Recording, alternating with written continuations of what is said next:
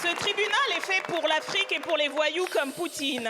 Ces propos dégoulinants de racisme ont été adressés par un dirigeant occidental au procureur de la Cour pénale internationale pour qu'il cesse ses investigations sur les exactions des dirigeants israéliens.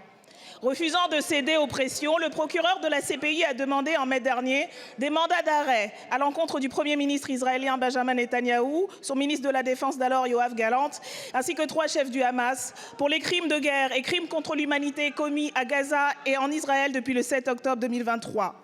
Ce jeudi 21 novembre, la chambre préliminaire de la CPI, qui a elle aussi fait l'objet de nombreuses menaces, a suivi ces réquisitions et délivré 3 mandats d'arrêt contre Netanyahou, Gallant et Deif, le dernier responsable du Hamas possiblement encore en vie.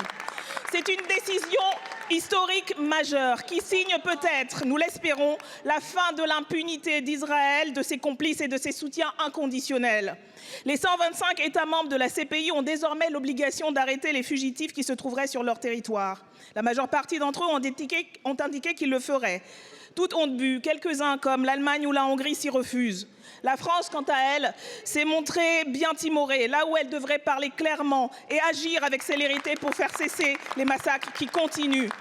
Les victimes se comptent par dizaines de milliers à Gaza depuis plus d'1 an. 70% de femmes et d'enfants dont la moyenne d'âge est de 5 ans. Et maintenant, les criminels sévissent aussi au Liban. Monsieur le Premier ministre, votre gouvernement arrêtera-t-il, oui ou non, Netanyahou et Gallant si d'aventure ils se retrouvaient sur notre territoire? Comptez-vous, oui ou non, entreprendre des poursuites à l'encontre des ressortissants français qui ont pris part, sous les ordres israéliens, aux crimes poursuivis par la CPI? Comptez-vous, oui ou non, mettre fin aux livraisons de matériel militaire qui permettent à l'armée israélienne de commettre ces crimes? Comptez-vous, oui ou non, demander la fin de l'accord de coopération entre l'Union européenne et Israël? Quand reconnaîtrez-vous l'État de Palestine?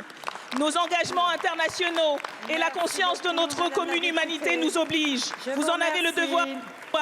Agissez.